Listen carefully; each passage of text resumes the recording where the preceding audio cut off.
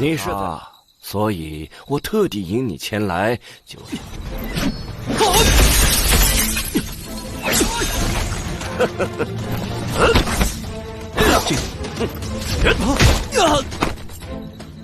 已经开启了黄金神枪一段时间了。火天机！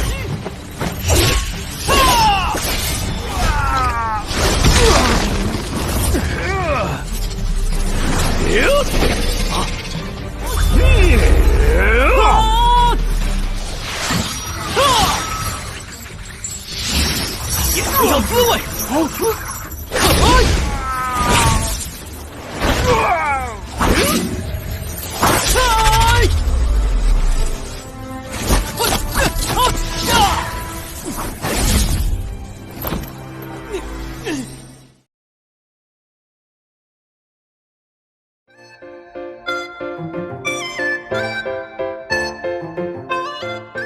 ！Halo sanak movie semua, masa muda berkarya, jangan lupa untuk selalu bahagia. Gimana kabar teman sanak movie semua? Semoga dalam keadaan baik-baik saja ya. Kali ini, kita akan kembali melanjutkan cerita dari Donghua Swan Emperor. Yang mana pada pembahasan sebelumnya, Raja Harimau Perak yang sudah siap menjalankan rencananya untuk memancing ras iblis surgawi. Nah, bagaimana dengan kelanjutan ceritanya? Sebelum itu subscribe channel ini, serta aktifin lonceng notifikasinya, agar nanti tidak ketinggalan updatean video terbaru. Tanpa memperpanjang waktu, langsung aja kita bahas.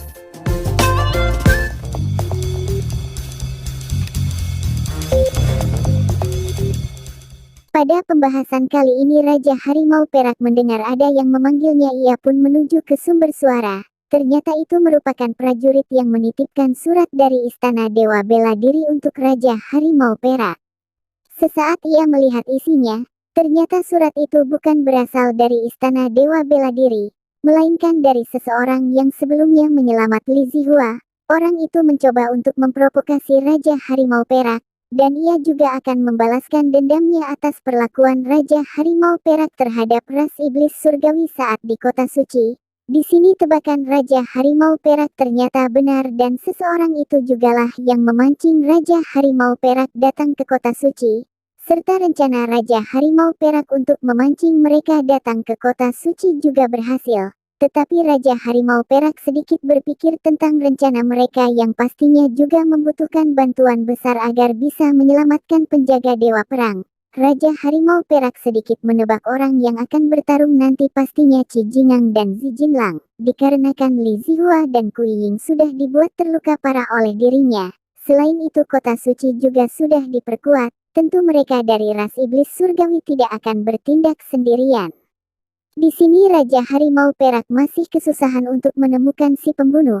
Ia pun ingin cepat-cepat agar bisa menemukannya dan tidak akan membuat yang lain kerepotan. Lalu ia pun mencoba memantau dari ketinggian. Saat ia melihat-lihat ia sedikit kaget karena Guru Lu datang ke Kota Suci, dan menuju ke arah dirinya. Lalu ia pun menemui Guru Lu. Kedatangan Guru Lu ke Kota Suci menyusul Raja Harimau Perak dikarenakan ia melihat isi pesan dari Wang Fan, serta mengatakan ada sesuatu yang terjadi. Dan saat ia sampai di sini melihat semua penjaga telah mengunci Kota Suci. Lalu ia pun menanyai pada Raja Harimau Perak apa yang sebenarnya terjadi. Raja Harimau Perak mengatakan bahwa Li Zihua telah berhasil diselamatkan oleh seseorang. 就很难说了。他怎么来了？特地赶来相助。我进城的时候正要封城。华被救走了。 Nah, saat Guru Lu dalam perjalanan ia melihat seseorang seperti Ma Jinglong, lalu ia membuntutinya dan melihat seseorang itu masuk ke rumah kosong. Lalu mereka berdua bergegas melihat rumah kosong itu. Saat perjalanan mereka berpapasan dengan Xiao Rulong dan Saudara Bai. Di sini Guru Lu menanyai kenapa Ci Bolong tidak ada bersama mereka. Saudara Bai mengatakan bahwa Ci Bolong sedang mengurung diri di Menara Mingyun untuk berlatih agar dapat mencapai ranah kolam hati roh ungu. Dikarenakan saat kemunculan Raja Harimau Perak semua orang termotivasi untuk mengejar ketertinggalan, dan juga mereka berdua telah mencapai ranah wisdom martial aliran biru tahap penyempurnaan. Lalu mereka bergegas untuk menyelidiki rumah kosong itu.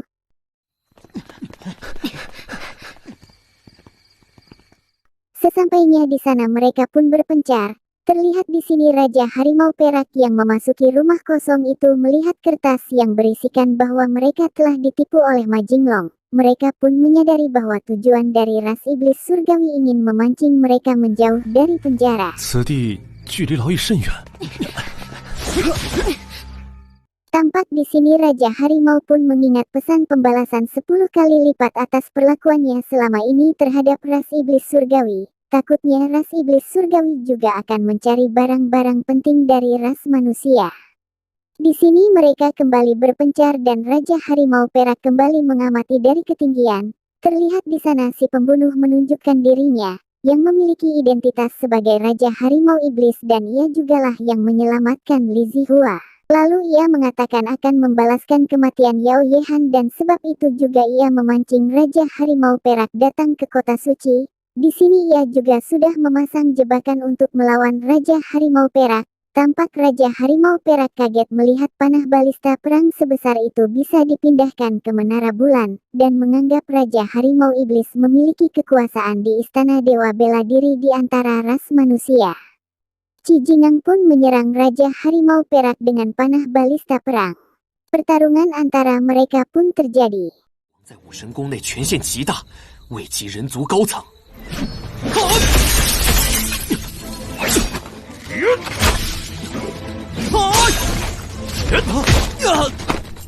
黄金神效段时间了，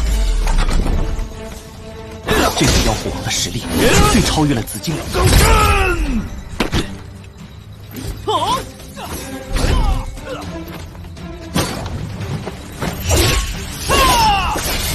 我天机，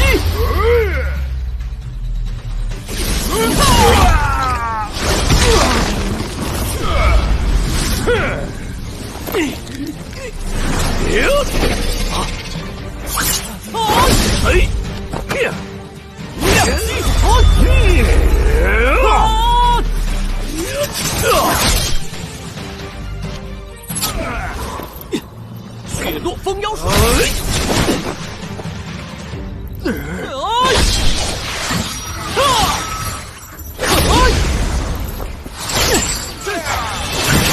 这是和你的赤雷风鸣术学。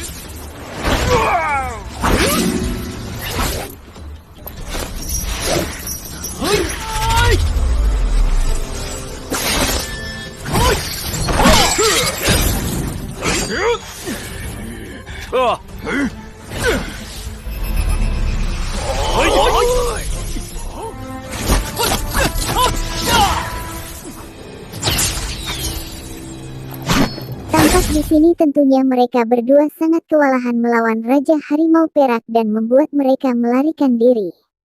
Di sini Raja Harimau Perak mengira bahwa dengan gerak-gerik Raja Harimau Iblis yang terlalu akrab dengan kota suci, ia mencurigai bahwa Raja Harimau Iblis memiliki posisi tertinggi di ras manusia. Tetapi ia telah membuat luka di lengan kiri Raja Harimau Iblis tentu lebih mudah menemukan identitasnya. Saat itu juga ras manusia lain datang. Di sini para tetua menanyai kepada Raja Harimau Perak yang tidak ke penjara, dan atas ketidakdatangannya Zi Jinglang berhasil menyelamatkan 20 lebih penjaga Dewa Pedang. Raja Harimau Perak menjelaskan bahwa ia baru saja bertarung dengan Raja Harimau Iblis dan Qi Jingang. Di sini senior Ye Changge membela Raja Harimau Perak yang dengan kemampuannya Raja Harimau Perak telah dikenal di seluruh dunia. Dan ia sekarang merupakan pejuang terkuat di ras manusia serta bermohon pada tetua agar tidak meragukan Raja Harimau Perak. 虎王，你为何没有？紫金狼，你到底在干什么？这意味着他们的力量增加，空虚的神城会更一家。银虎王之能早已天下皆知，他是银虎王有任何怀疑，若因此被我们的敌人有机。 Lalu senior Ye Changge menanyai apakah Raja Harimau Iblislah si pembunuh itu. Raja Harimau Perak membenarkan itu dan menduga bahwa Raja Harimau Iblis merupakan pejabat tinggi di ras manusia. Senior Ye Changge juga tidak mengetahui itu, dikarenakan para tetua berada di penjara semua, dan hanya 7 atau 8 pejabat tinggi yang tidak datang, serta mereka melindungi kota atau tempat-tempat penting ras manusia. Di sini Raja Harimau Perak akan mengirim seseorang untuk menyelidiki Raja Harimau Iblis secara diam-diam dikarenakan sebelumnya ia telah membuat luka di lengan kirinya, yang cukup untuk menemukan identitas orangnya, dan di sini ia juga memiliki saran. Dikarenakan ada 7 atau 8 yang jadi tersangka, dan apapun tindakan yang mereka lakukan nantinya, ia meminta tidak terlalu terburu-buru untuk menangkapnya. Mereka pun menyetujui saran itu. Di sini senior Ye Changge meminta para tetua agar bisa menyelidiki 8 pejabat secara bersamaan agar Raja Harimau Perak Iblis tidak dapat lagi menyembunyikan identitasnya.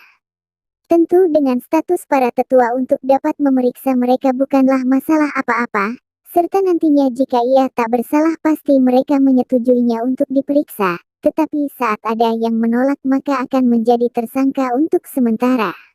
Di sini Raja Harimau Perak mengatakan mereka yang dari ras iblis surgawi, mengira telah mengetahui rencana dari dirinya, dikarenakan mereka melihat ia memakai tombak gagak emas.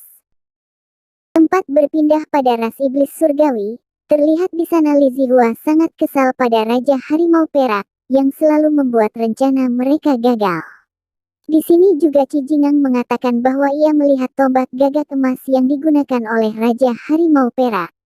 Li Zihua mengatakan bahwa sebelumnya ia telah mengirim pengawal Dewa Pedang untuk membawa tombak gagak emas, agar dikirimkan ke Patriark ras gagak emas Jiwu Chenyuan. Dan pada akhirnya mereka mencurigai Jiwu Chenyuan dikarenakan ia tak pernah muncul melawan ras manusia. Tetapi Li Zihua mengalihkan topik dikarenakan mereka telah mengabaikan hal yang lebih penting, yaitu Raja Harimau Iblis yang telah menyelamatkan dirinya. Tetapi di sini ia sedikit bertanya dikarenakan Bai Saotang orang terkuat ketiga sebagai penjaga kota suci, walaupun ia sedang mengasingkan dirinya tetapi saat kota suci dalam bahaya ia yang sebagai pelindung kota suci malah tidak muncul di pertarungan. Dan ia juga mengira Bai Saotang telah mengaktifkan lubang emas ilahi, tetapi semua itu juga sangat kebetulan dan mencurigai bahwa Bai Saotang tidak berada di kota suci.